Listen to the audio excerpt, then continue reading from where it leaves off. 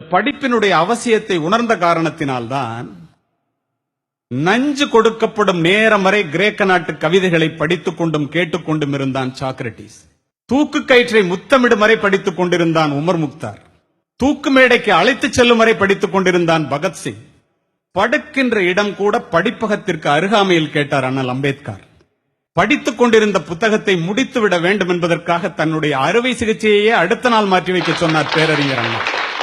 பயணங்களின் போது எல்லாம் படிப்பதையே தன்னுடைய வழக்கமாக கொண்டிருந்தார் பாரதத்தினுடைய முதல் பிரதமர் ஜவஹர்லால் நேரு. படித்துக் கொண்டிருந்த புத்தகத்தை முடிக்காமல் தூக்கத்தையே மறந்தவர் முன்னாள் ஜனாதிபதி ராதாகிருஷ்ணன் அவர்கள்.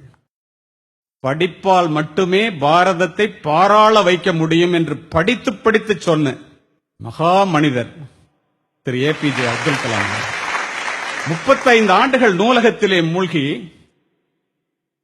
மூலதனம் என்னும் வேதாந்தத்தை கண்டுபிடித்தான். இன்று வரை கம்யூனிஸ்டுகளுடைய பைபிளாக போற்றப்படுகிறது கார்ல் மார்க்ஸ்.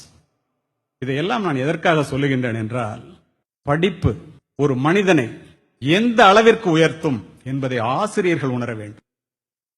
பிக்காசோவினுடைய ஓவியத்தை விட, பீத்தோவனினுடைய இசையை விட, ஹியூகோவினுடைய ஒரு வாக்கியம், கதையினுடைய ஒரு கடைச்சொல், கம்பனினுடைய ஒரு செய்யுள், பாரதியினுடைய ஒரு பாட்டு, என் கண்ணதாசனினுடைய ஒரு வரி நம்முடைய வாழ்க்கையே புரட்டி போட்டது. அதற்காக படிக்கிறது. இரவு முழுவதும் தொழுகையில் ஈடுபடுவதை விட 1 மணி நேரம் கற்பித்தல் மேலானது என்கிறார் நபிகள் நாயகம். கற்றுக்கொள்வது மனித பண்பு, கற்றுக் கொடுப்பது மனித மாண்பு. கற்க துவங்குபவன் மாணவன், கற்றுக்கொண்டே இருப்பவன் ஆசிரியன். கற்றுக் கொடுப்பதனால் தான் ஆசிரியரை கற்றுக் கொடுப்பவர் என்று சொல்லுகின்றோம். நமக்கு அதிகமான ரோஜா மலர்கள் வேண்டும் என்றால் அதிகமான செடிகளை நட வேண்டும் என்பது இயற்கை. நமக்கு அதிகமான அறிவு வேண்டும் என்றால் அதிகமான புத்தகங்களை படிக்க வேண்டும். நீர் அளவே ஆகுமாம் நீராம்பல், தான் கற்ற நூல் அளவே ஆகுமாம் நுண்ணறிவு. நிறைய பட்டங்களை பெற்று தன்னுடைய பெயரை அலங்கரிப்பவர்களை விட நல்ல புத்தகங்களை படித்து தன்னுடைய மனதை அலங்கரிக்கின்ற ஆசிரியர்கள் மேன்மையானவர்கள் என்பேன்.